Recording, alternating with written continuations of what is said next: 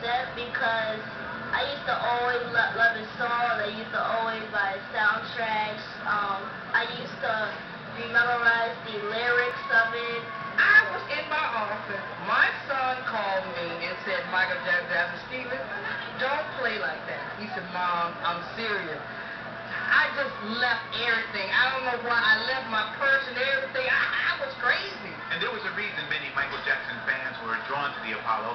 It was from this stage on Amateur Night 40 years ago that the career of the Jackson 5 took off and Michael Jackson was launched into superstardom.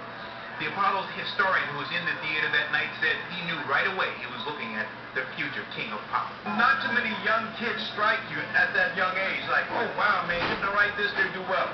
But I saw that in Michael Jackson as a young man. But those who knew Jackson say his legacy encompasses more than just the world of entertainment. Michael Jackson made culture accept a person of color. Way before Tiger Woods, way before Oprah Winfrey, way before Barack Obama. Quincy Jones, who collaborated with Jackson on his mega hit Thriller album Tonight, issued a statement saying he is devastated and described Jackson as the entertainer who had it all: professionalism, grace, talent, and dedication. Reporting live in Harlem, John Noel, News 4 New York. Now let's go to my colleague Tom Yamas, who's in Times Square.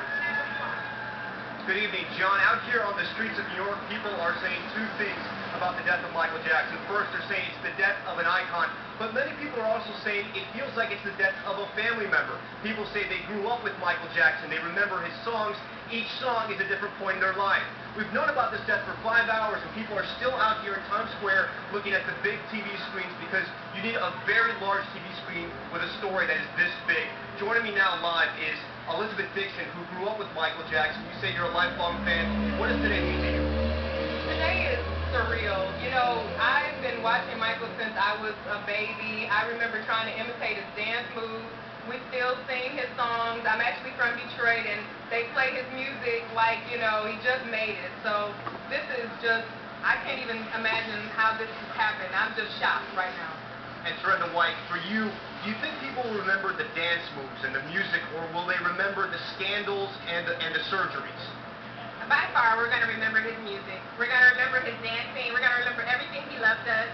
We have music for generations and dances that we're still trying to learn. So I think his legacy is much bigger than the scandals that kind of troubled his later life. But we're going to take away his genius in music, and that's what's gonna last. Thank you so much. So folks out here, fans, saying they're going to remember the music, they're going to remember the dance moves, and most of all, the pop icon that was Michael Jackson. Reporting live from Times Square, Tom Yamas, News 4 New York. Tom, thank you.